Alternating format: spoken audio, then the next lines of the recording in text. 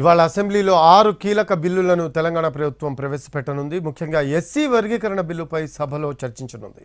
ఈ సందర్భంగా సభలో ప్రశ్నోత్తరాలను సైతం రద్దు చేసింది ప్రభుత్వం. ఇవాళ తెలంగాణ అసెంబ్లీ వాడి వేడిగా జరగనుంది. ముఖ్యంగా 6 కీలక బిల్లుల్ని ప్రభుత్వం సభలో ప్రవేశపెట్టనుంది. సోమవారం సభలో ఎస్సీ వర్గీకరణ రిజర్వేషన్ బిల్లును ప్రవేశపెట్టింది ప్రభుత్వం.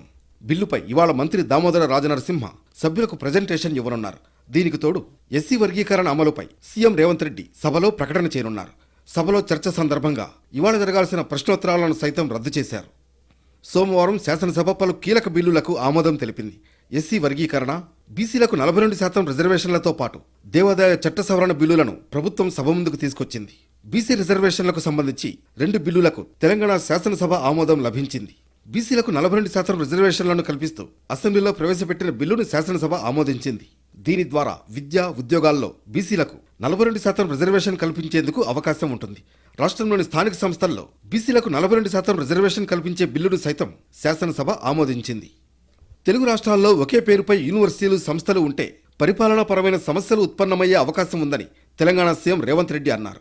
దాన్ని పరిష్కరించేందుకే రాష్ట్రంలోని యూనివర్సిటీలు, సంస్థలకు తెలంగాణకు సంబంధించిన పేర్లు పెడుతున్నామని చెప్పారు. అదే ఒరవడిలో పొట్టి శ్రీరాములు తెలుగు వర్సిటీకి సురవరం ప్రతాపరెడ్డి పేరు పెడుతున్నామన్నారు.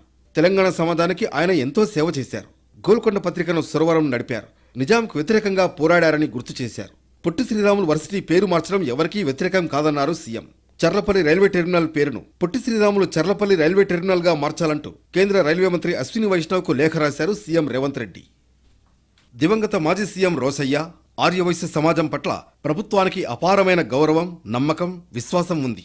కులం, మతం పేరుతో రాజకీయ ప్రయోజనాలు పొందాలనుకోవడం సరికాదు. అందుకే బల్కంపేటలో నేచర్ క్యూర్ ఆసుపత్రికి రోసయ్య పేరు పెడతామన్నారు సీఎం రేవంత్ రెడ్డి. ఆయన సుదీర్ఘ అనుభవం గల నేత. గవర్నర్గా, సీఎంగా ఎన్నో సేవలందించారు.